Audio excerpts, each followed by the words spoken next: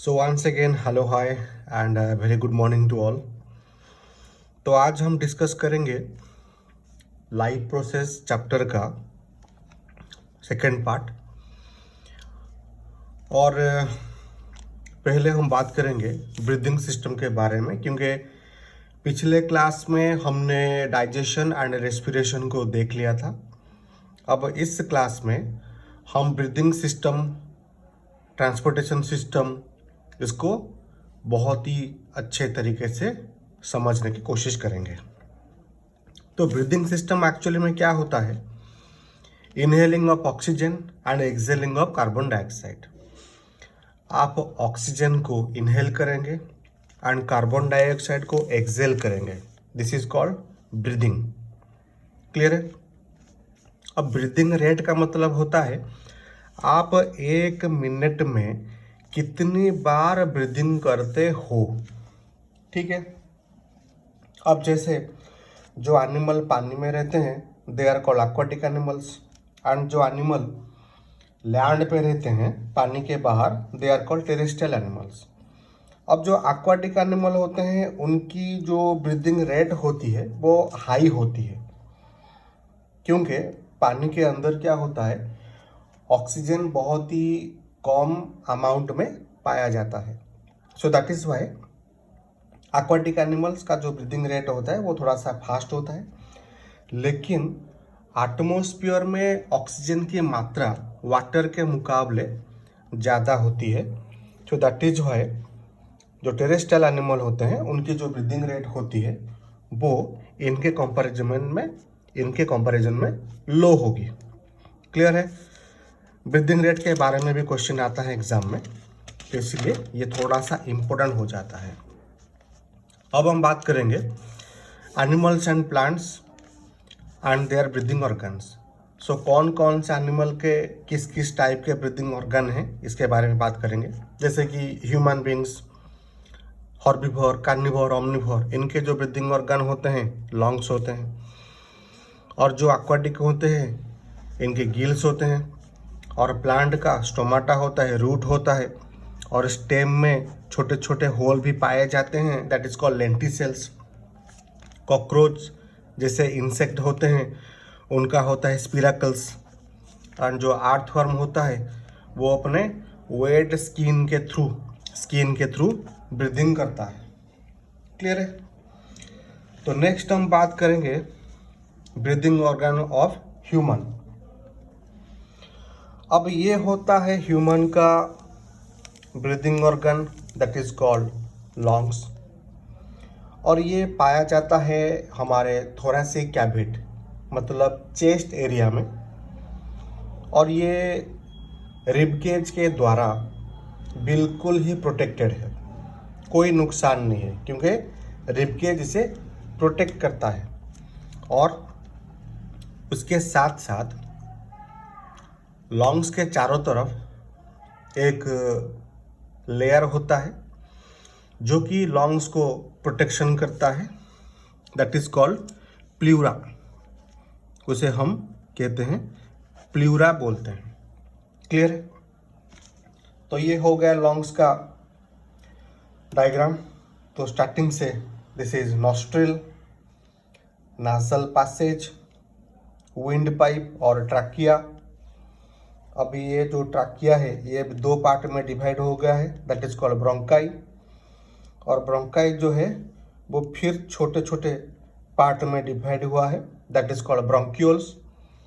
और ब्रोंक्यूल्स के एंड में एक छोटा सा बबल जैसा स्ट्रक्चर यहाँ पर आपको दिखाई पड़ता है, दैट इज कॉल्ड आल्वियोलाई। और ये आल्वियोलाई के अंदर ही आपका ऑक्सीजन एंड कार्बन डाइऑक्साइड का जो ट्रांजैक्शन है वो इसी आल्वियोलाई के अंदर होता है। क्लियर है? चलिए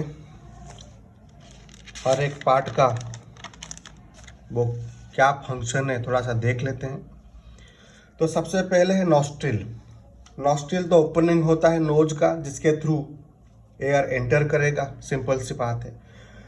उसके बाद है नासल पैसेज। अब ये नासल पैसेज में क्या होता है, हमारे नाक के अंदर वाला हिस्सा, that is called nasal passage.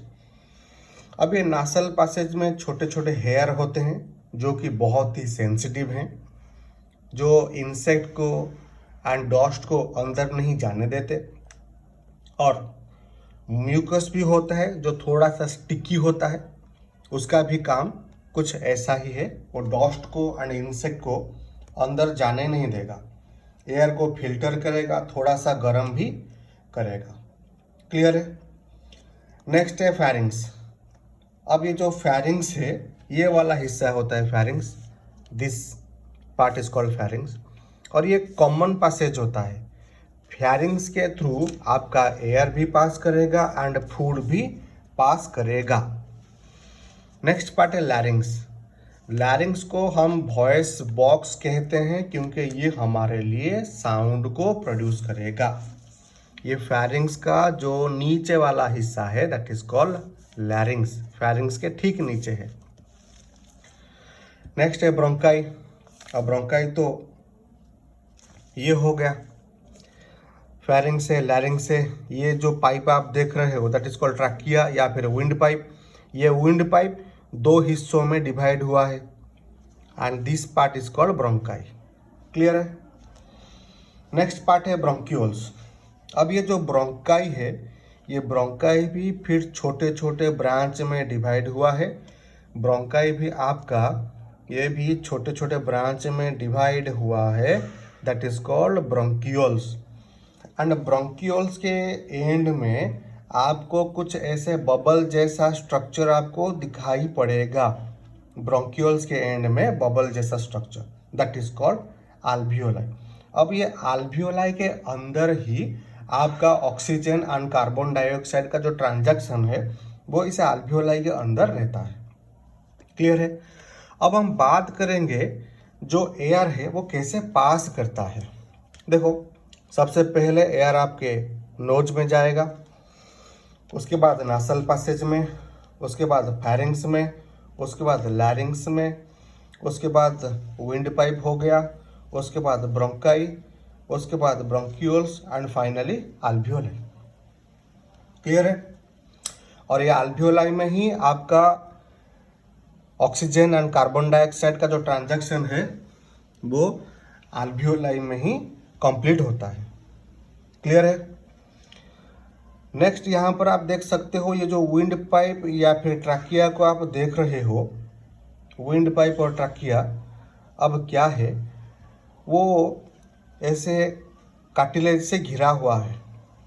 ये कार्टिलेज से ऐसे घिरा हुआ है। तो ये जो कार्टिलेज है ये विंड पाइप को प्रोटेक्शन करते हैं, प्रिवेंट्स फ्रॉम कोलैप्सिंग। ठीक है, ताकि विंड पाइप जो ऐसे है वो ऐसे पिचक ना जाए। ठीक है, वो ऐसे हमेशा खुला का खुला ही रहे। क्लियर है? That is why it prevents this rings of cartilage prevents this trachea from collapsing. Clear है? तो नेक्स्ट हम बात करेंगे एक्चुअली में इनहेलेशन कैसे होता है एंड एक्सहेलेशन कैसे होता है। तो सबसे पहले एयर जो होगा नॉस्ट्रिल से नासल पैसेज जाएगा, उसके बाद pharynx, लैरिंग्स, bronchi, bronchioles, alveoli and alveoli से मिक्स हो जाएगा ब्लड में। क्लियर है? So this is inhalation. ऐसे एक एक प्रोसेस में जो एयर है, जो ऑक्सीजनेटेड एयर है, वो ऐसे आगे जाएगा। This is called inhalation. अब एक्सहेलेशन में क्या होगा? अब ये जो ब्लड है, ब्लड ने क्या किया? ब्लड ने ऑक्सीजन को रिसीव कर लिया एंड कार्बन डाइऑक्साइड को छोड़ दिया। अब ये कार्बन डाइऑक्साइड क्या होगा? ब्लड से अल्वियोलाई, अल्वियोलाई से bronchioles, then bronchi, then larynx, then pharynx, then nasal passage, then nostril, ऐसे करके हमारे बॉडी से बाहर चला जाएगा। This is called exhalation of CO2। Clear है? एकदम सिंपल था, बस एक बार ध्यान से देख लीजिए तो समझ में आ जाएगा क्लियरली। नेक्स्ट हम बात करेंगे एक्सचेंज इन अल्वियोलाई। तो ये अल्वियोलाई में जो गैसियस एक्सचेंज होता है कैसे होता है? सो ये जो डायग्राम मैंने बनाया हुआ है दैट इज अल्वियोलाई। और अल्वियोलाई को ऐसे बहुत ही पतले पतले ब्लड कैपिलरी ऐसे घिरे हुए होते हैं। अल्वियोलाई के ऊपर ऐसे ब्लड कैपिलरीज ऐसे घिरे हुए होते हैं। क्लियर है? तो अब जब हमने इनहेलेशन किया है, ऑक्सीजन अंदर आ गया अल्वियोलाई के अंदर। अब ऑक्सीजन अल्वियोलाई के अंदर अभी प्रेजेंट है हाई कॉन्सेंट्रेशन में। अब ये जो ब्लड वेसल है जिसका नाम है पल्मोनरी आर्टरी, इसमें ब्लड होता है और यही ब्लड में ऑक्सीजन कम होता है एंड कार्बन डाइऑक्साइड ज़्यादा होता है। तो मतलब ये जो ब्लड यहाँ पर फ्लो हो रहा है, इसी ब्लड में carbon dioxide high and oxygen low होता है। तो डिफ्यूजन प्रोसेस के तहत जितना भी कार्बन डाइऑक्साइड है वो ब्लड से अल्वियोलाई को भाग जाएगा और अल्वियोलाई में ऑक्सीजन की मात्रा ज़्यादा है, वो भी डिफ्यूजन प्रोसेस के तहत वो ब्लड में आ जाएगा। तो अब ये जो ब्लड जिसमें कार्बन डाइऑक्साइड हाई था, यहाँ तक आते आते डिफ्यूजन प्रोसेस के थ्रू अब कार्बन डाइऑक्साइड हो जाएगा लो एंड ऑक्सीजन हो जाएगा हाई। और ये ब्लड कैपिलरी जिसे हम कहेंगे पल्मोनरी वेन, इसमें अभी जो ब्लड है उसमें ऑक्सीजन है हाई एंड कार्बन डाइऑक्साइड है लो। तो ये ब्लड सीधे आपके हार्ट को चला जाएगा। क्लियर है? ठीक से समझे। अब अल्वियोलाई में सबसे पहले ऑक्सीजन हाई था, ऑक्सीजन अंदर आया। अब ऑक्सीजन डिफ्यूजन प्रोसेस के थ्रू ब्लड में मिक्स हो गया, कार्बन डाइऑक्साइड फुल हो गया अल्वियोलाई के अंदर। अब ये अल्वियोलाई से carbon dioxide step by step आगे निकल जाएगा। क्लियर? आगे बढ़े, चलिए फिर नेक्स्ट हम बात करेंगे transport system in human being. अब ये ह्यूमन बीइंग का जो बॉडी है, body is made of cells और सेल को वाटर चाहिए, ग्लूकोज चाहिए, प्रोटीन चाहिए, विटामिन चाहिए, न्यूट्रिएंट चाहिए, मिनरल चाहिए, एंजाइम चाहिए, हार्मोन चाहिए और जो भी वेस्ट प्रोडक्ट निकलता है एक सेल से वो भी बाहर निकलना चाहिए। तो ये सब काम कौन करेगा? ये सब काम जिस प्रोसेस के थ्रू होता है that is called transportation system. Clear है? ट्रांसपोर्टेशन सिस्टम के थ्रू ये सारे काम हमारे बॉडी के अंदर होते हैं। अब ये जो ट्रांसपोर्टेशन सिस्टम है इसको हमने दो कैटेगरी में डिवाइड किया। एक है ब्लड सर्कुलेटरी सिस्टम और एक है लिम्फेटिक सिस्टम। हमारे बॉडी के अंदर दो तरह के फ्लूइड, दो तरह के लिक्विड सब्सटेंस पाए जाते हैं। एक का कलर होता है दैट इज कॉल्ड ब्लड, जो रेड कलर का है, और दूसरे का कलर नहीं होता that is called colourless liquid, जो होता है लिम्फ। क्लियर है? तो ब्लड सर्कुलेटरी सिस्टम ये किससे बना है?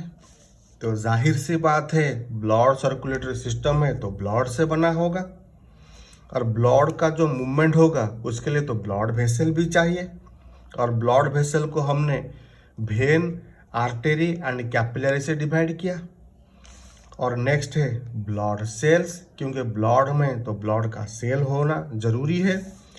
और ब्लड को एक पार्ट से दूसरी पार्ट मूव करने के लिए भी हमको एक मोटर चाहिए, एक पंप चाहिए that is called heart. Clear है?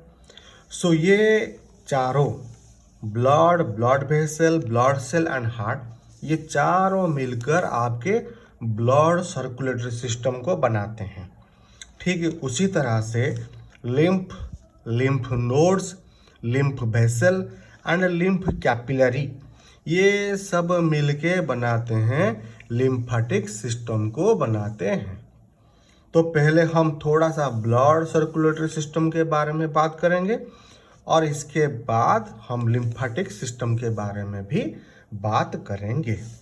तो चलिए ब्लड के बारे में थोड़ा सा हम जान लेते हैं। ब्लड जो होता है एक फ्लूइड कनेक्टिव टिश्यू होता है। ये लिक्विड नेचर का है और हमारे बॉडी के अंदर एक जगह से दूसरी जगह को फ्लो करता है। It carries hormones to the required sites in our body. ये हार्मोन को कैरी करेगा, ऑक्सीजन, न्यूट्रिएंट, विटामिन, मिनरल, ये सब चीज़ें ये कैरी करेगा। और हमारे बॉडी में जो सेल है, सेल में जो भी वेस्ट बनेगा ये उस वेस्ट को भी अपने साथ कैरी करके फिल्टरेशन के लिए लेके जाएगा। ये इसका काम है। और हमारा जो बॉडी का जो टेम्परेचर है, टेम्परेचर को भी ये कुछ हद तक कंट्रोल करता है ब्लड, ठीक है। और ब्लड दो चीज़ों से मिलके बना है। एक है प्लाज्मा जो कि ब्लड का लिक्विड पार्ट होता है, और दूसरा होता है सेल्स, ब्लड सेल्स। ब्लड में 3 तरह के सेल पाए जाते हैं। एक है RBC, red blood cell, WBC, white blood cell, blood platelets. Clear है? चलिए आगे बढ़ें। ब्लड सेल के बारे में हम थोड़ा सा जान लेते हैं। तो सबसे पहले आगे आपका आरबीसी, जिसे कहते हैं रेड ब्लड सेल, और इसका न्यूक्लियस नहीं होता है क्योंकि इसका काम जो है, इसके पास एक रेड कलर का पिगमेंट होता है, दैट इज कॉल्ड हीमोग्लोबिन। और ये हीमोग्लोबिन ऑक्सीजन को कैरी करने में हेल्प करता है। इसीलिए इसके पास न्यूक्लियस नहीं है, क्योंकि no nucleus means more space, more space means more haemoglobin, more haemoglobin means ये मोर नंबर ऑफ ऑक्सीजन को कैरी करेगा अपने साथ।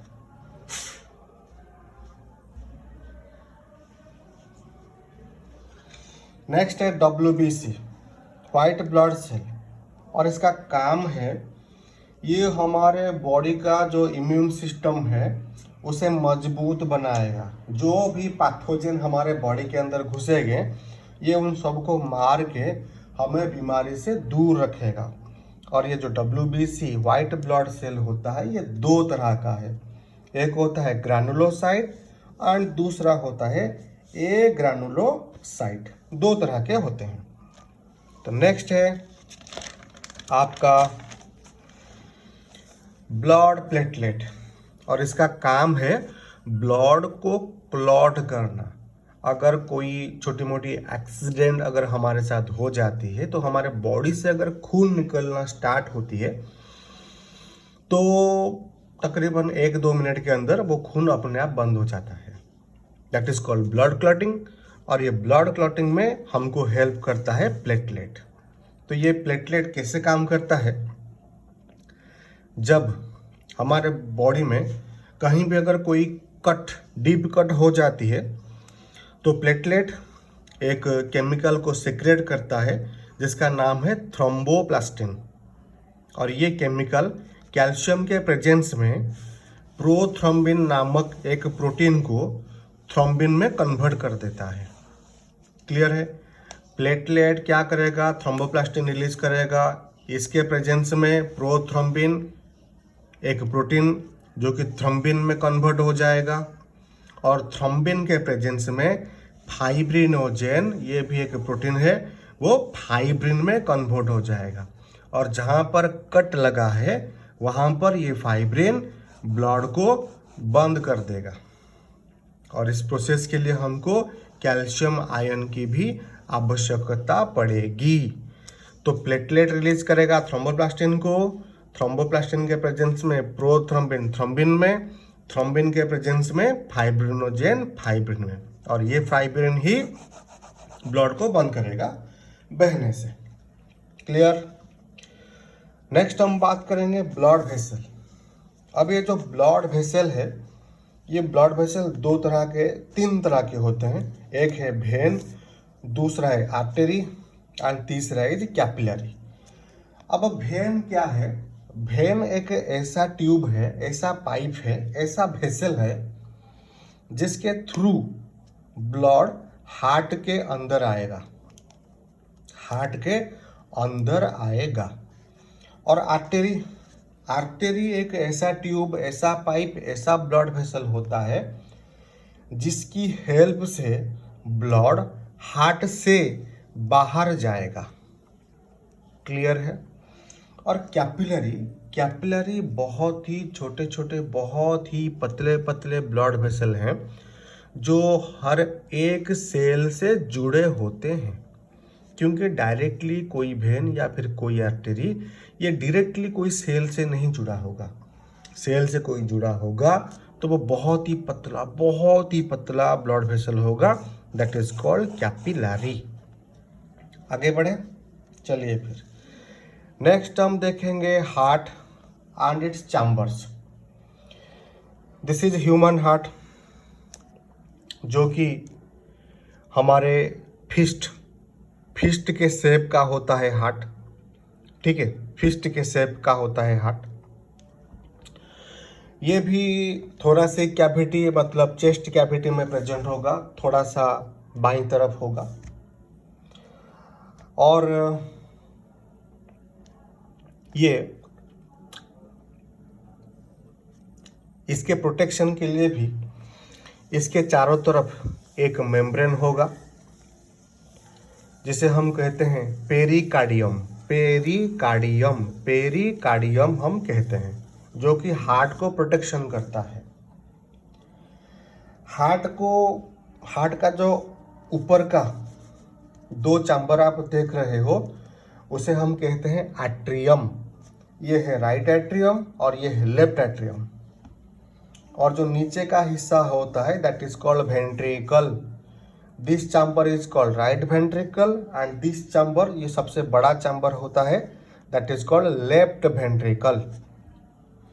तो ये हार्ट का राइट साइड होता है एंड ये है हार्ट का left hand side. Total heart को 4 चैम्बर में डिवाइड किया गया है, right atrium, left atrium, right ventricle, left ventricle.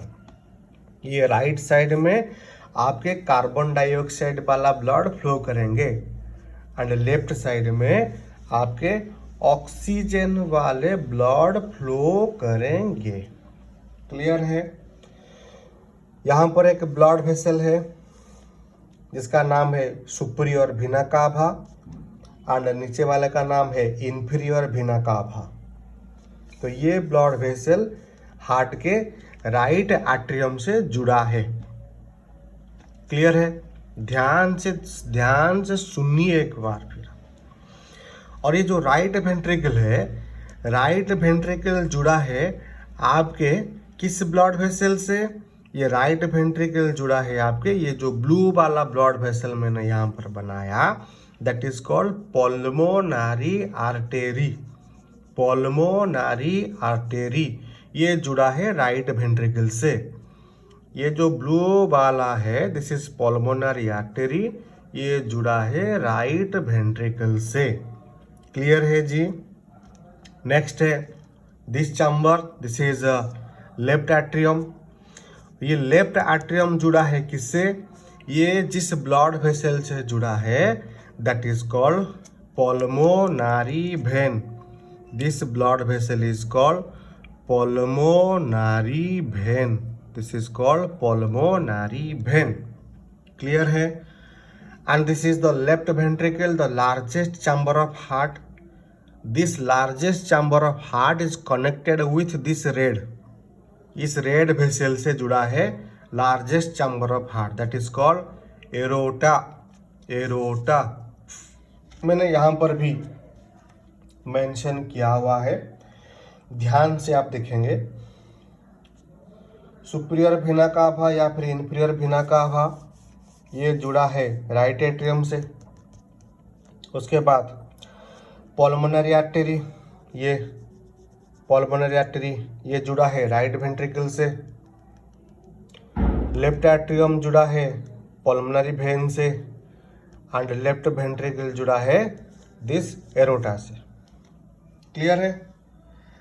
अब जो ब्लड का जो फ्लो है, ब्लड का जो फ्लो है वो कैसे होता है देखिए, थोड़ा सा ध्यान से देखिए। मैं यहाँ पर नंबरिंग कर देता हूँ, आप समझ में आ जाएगा, ध्यान से सुनिए। तो ब्लड क्या होगा, सुपीरियर वेना कावा से एंड इन्फीरियर वेना कावा से जो भी कार्बन डाइऑक्साइड वाला ब्लड जो कलेक्ट होगा वो आके गिरेगा आपके राइट एट्रियम में। राइट एट्रियम से कार्बन डाइऑक्साइड वाला ब्लड जो होगा वो जाएगा राइट वेंट्रिकल को जाएगा। क्लियर है? अब राइट एट्रियम राइट वेंट्रिकल के बीच में यहाँ पर एक भाल्व है, एक भाल्व है। This is called tricuspid valve. Tricuspid valve, ये जो भाल्व है ये क्या करेगा, ये सिर्फ ब्लड को ऊपर से नीचे छोड़ेगा, ब्लड को, कार्बन डाइऑक्साइड वाला ब्लड को, लेकिन ब्लड को ऊपर से ये नीचे जाने नहीं देगा। This is the main role of this valve, that is tricuspid valve. तो ब्लड राइट एट्रियम से राइट वेंट्रिकल ही आएगा, लेकिन राइट वेंट्रिकल से राइट एट्रियम को नहीं जाएगा। क्लियर है? अब ये जो ब्लड जो है कार्बन डाइऑक्साइड वाला ब्लड, ये राइट वेंट्रिकल को आ चुका है। अब यहाँ से ये जाएगा पल्मोनरी आर्टरी को जाएगा। क्लियर है? पल्मोनरी आर्टरी से ये ब्लड जाएगा लंग्स जाएगा। लंग्स में कार्बन डाइऑक्साइड दे देकर ऑक्सीजन को रिसीव करेगा। अब ये ऑक्सीजन वाला ब्लड लंग्स से पल्मोनरी वेन को आएगा। क्लियर है? पल्मोनरी वेन को आएगा। पल्मोनरी वेन से अब ये ब्लड आके पहुंचेगा आपके लेफ्ट एट्रियम में। अब ये ऑक्सीजन वाला ब्लड हो गया। लेफ्ट एट्रियम से ब्लड इस बाइकस्पिड भाल्व से होते हुए आके पहुंचेगा लेफ्ट वेंट्रिकल पर पहुंचेगा। क्लियर है? अब ये लेफ्ट वेंट्रिकल से ऑक्सीजन वाला ब्लड जो है वो एरोटा से हमारे बॉडी के अंदर फ्लो करेगा। क्लियर है? तो और एक बार थोड़ा सा ध्यान से देखेंगे। 1 2 से ब्लड आ गया इधर, इधर से इधर, इधर से पल्मोनरी आर्टरी से होते हुए लंग्स। लंग्स में क्या होगा, कार्बन डाइऑक्साइड देकर ऑक्सीजन रिसीव करेगा। अब ये ऑक्सीजन वाला ब्लड लंग्स से पल्मोनरी वेन से होते हुए लेफ्ट एट्रियम, लेफ्ट एट्रियम से लेफ्ट वेंट्रिकल, लेफ्ट वेंट्रिकल से आरोटा से होते हुए बॉडी से बाहर। क्लियर? और एक बार देखो ध्यान से, इधर से आ गया ब्लड राइट एट्रियम, इधर, इधर से पल्मोनरी आर्टरी, उसके बाद लंग्स, लंग्स से पल्मोनरी वेन, उसके बाद लेफ्ट एट्रियम, उसके बाद लेफ्ट वेंट्रिकल, उसके बाद एरोटा से बाहर।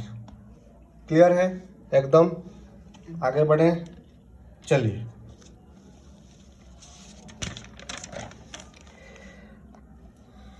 तो यहाँ पर भी एक डायग्राम से मैंने आपको दिखाया हुआ है।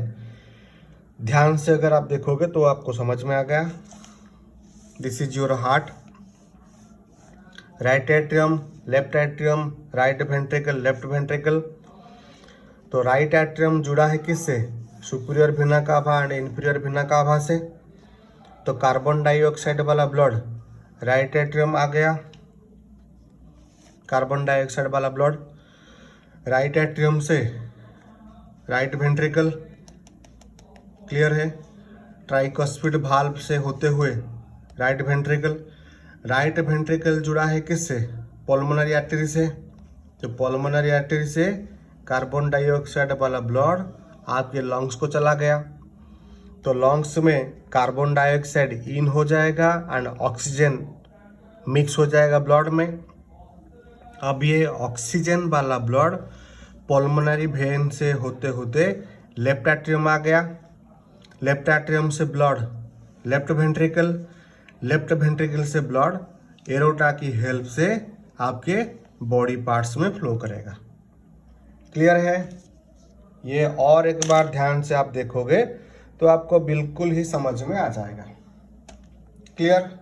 आगे बढ़ें, चलिए फिर नेक्स्ट हम बात करेंगे व्हाट इज डबल सर्कुलेशन। ये एग्जाम में पूछता है एंड विथ डायग्राम ये पूछता है। तो यहाँ पर मैंने हार्ट को एक स्क्वायर शेप का बनाया है, right atrium, left atrium, right ventricle and left ventricle. तो यहाँ पर आप देखो लेफ्ट जो राइट वेंट्रिकल है, राइट वेंट्रिकल आपके पल्मोनरी आर्टरी से जुड़ा है और जिससे कार्बन डाइऑक्साइड वाला ब्लड फ्लो करता है टू द लंग्स। तो लंग्स में क्या हुआ, carbon dioxide in and oxygen out. तो ऑक्सीजन आपका ब्लड में मिक्स हो जाएगा। लंग से पल्मोनरी वेन की मदद से ऑक्सीजन वाला ब्लड अब हार्ट में एंटर कर दिया, लेफ्ट एट्रियम में एंटर किया। तो यहाँ पर क्या हुआ, जो ब्लड है वो हार्ट से निकला लंग्स एंड लंग्स से फिर हार्ट को आ गया। तो ये एक साइकिल कंप्लीट हुआ, एक सर्कुलेशन कंप्लीट हुआ। निकला हार्ट से लंग्स को, फिर लंग्स से हार्ट को। सो यहाँ पर एक साइकिल कंप्लीट हो गया, एक सर्कुलेशन कंप्लीट हो गया। This circulation is called pulmonary circulation. अब लेफ्ट एट्रियम से ब्लड लेफ्ट वेंट्रिकल को आ गया। लेफ्ट वेंट्रिकल से एरोटा की हेल्प से हमारे बॉडी पार्ट्स को जाता है। बॉडी पार्ट्स में रेस्पिरेशन प्रोसेस होता है जिसमें ऑक्सीजन यूटिलाइज हो गया एंड कार्बन डाइऑक्साइड आपका निकला। वही कार्बन डाइऑक्साइड वाला ब्लड बॉडी पार्ट से आके गिरा, राइट एट्रियम में आके गिरा। तो यहाँ पर देखिए ब्लड निकला हार्ट से, गया बॉडी पार्ट को एंड बॉडी पार्ट से फिर हार्ट पे पहुँच गया। तो ये आपका दूसरा सर्कुलेशन हो गया, दूसरा साइकिल हो गया। This cycle is called systemic circulation. तो इसी तरह का जो ब्लड सर्कुलेशन है, this type of blood circulation in which आपका जो ब्लड है वो हार्ट में 2 बार पास करता है। So such type of circulation is called double circulation of blood. This is very very very important, क्योंकि डायग्राम आज इट इज एग्जाम में पूछता है। क्लियर, आगे बढ़ें। चलिए फिर नेक्स्ट बात करेंगे रिगार्डिंग ब्लड प्रेशर। अब ये ब्लड प्रेशर क्या है, देखो। अब जैसे कि ये जो लेफ्ट वेंट्रिकल है, this is the largest chamber of heart. ये क्या करता है, ऑक्सीजन वाला ब्लड हमारे बॉडी के ईच एंड एवरी पार्ट को सप्लाई करता है। और जैसे कि ऑक्सीजन की जो डिमांड है हमारी बॉडी में वो बहुत ही ज़्यादा होता है, तो जिसके चलते लेफ्ट वेंट्रिकल आर्टरी के ऊपर बहुत ही ज़्यादा प्रेशर, बहुत ही ज़्यादा फोर्स लगाता है। क्योंकि हाई प्रेशर होगा, हाई फोर्स होगा, तो ऑक्सीजन वाला ब्लड हमारे प्रत्येक हर एक पार्ट को जल्दी जल्दी पहुंच जाएगा। तो ये लेफ्ट वेंट्रिकल ब्लड के ऊपर एक फोर्स लगाता है और वही फोर्स ब्लड क्या करेगा, आर्टरी के ऊपर भी डालेगा। That is called blood pressure. आपका लेफ्ट वेंट्रिकल ब्लड के ऊपर एक प्रेशर डालेगा और ब्लड क्या करेगा, आर्टरी के ऊपर भी एक प्रेशर, एक फोर्स डालेगा। उसे ही हम कहेंगे ब्लड प्रेशर। क्लियर है? That is called blood pressure. The force exerted by blood on the walls of artery when left ventricle contracts. Left ventricle contract करेगा तो जिससे लेफ्ट वेंट्रिकल क्या करेगा, ब्लड के ऊपर प्रेशर डालेगा, फोर्स डालेगा।